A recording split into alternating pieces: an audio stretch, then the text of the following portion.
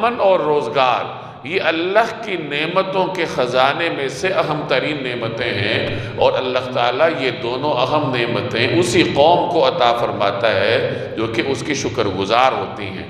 ناشکری قوم کو اللہ جل جلالہ امن اور روزگار جیسی نعمتیں عطا نہیں فرماتا۔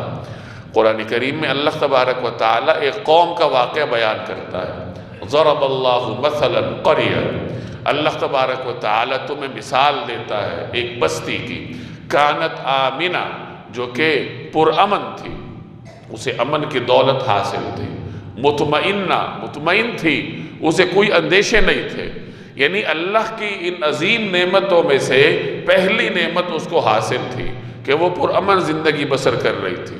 یأتیہا رزقہا رغدا من کل مکان، اس کو اپنا رزق وسعت کے ساتھ ہر طرف سے مل رہا تھا، چاروں طرف سے ان پر رزق گویا ٹوٹا پڑ رہا تھا۔ گویا کہ اللہ کی دونوں نعمتیں اس قوم کو حاصل تھی کہ وہ قوم پرامن زندگی بسر کر رہی تھی، اور روزگار کے مواقع بھی اللہ نے اس کو حاصل کہا، اس کو عنایت کیے ہوئے تھے۔ یعنی امن اور روزگار یا امن اور معیشت، یہ دونوں نعمتیں اللہ نے اس قوم کو عطا فرمائی تھی۔ اب اس کا تقاضا کیا تھا؟ اس کا تقاضا یہ تھا کہ وہ قوم اللہ کا شکر ادا کرتے، لیکن اس قوم نے کیا کیا؟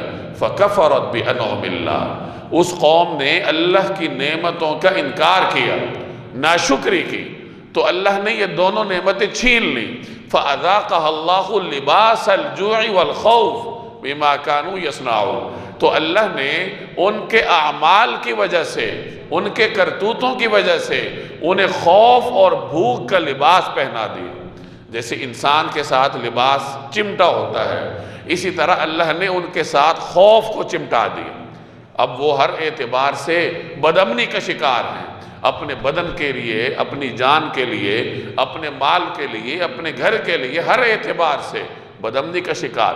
کہاں وہ زمانہ تھا کہ ہر طرف چین ہی چین تھا، مطمئن زندگی تھی، اور کہاں اب یہ زمانہ ہے کہ ہر چیز کے لیے اندیشے ہیں۔ اور دوسرا لباس کس کا پہنایا؟ لباس الجوع، بھوک کا لباس۔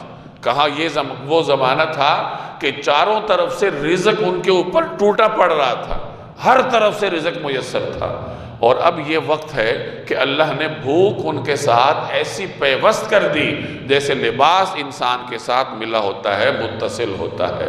اور یہ کن جرائم کے پاداش میں؟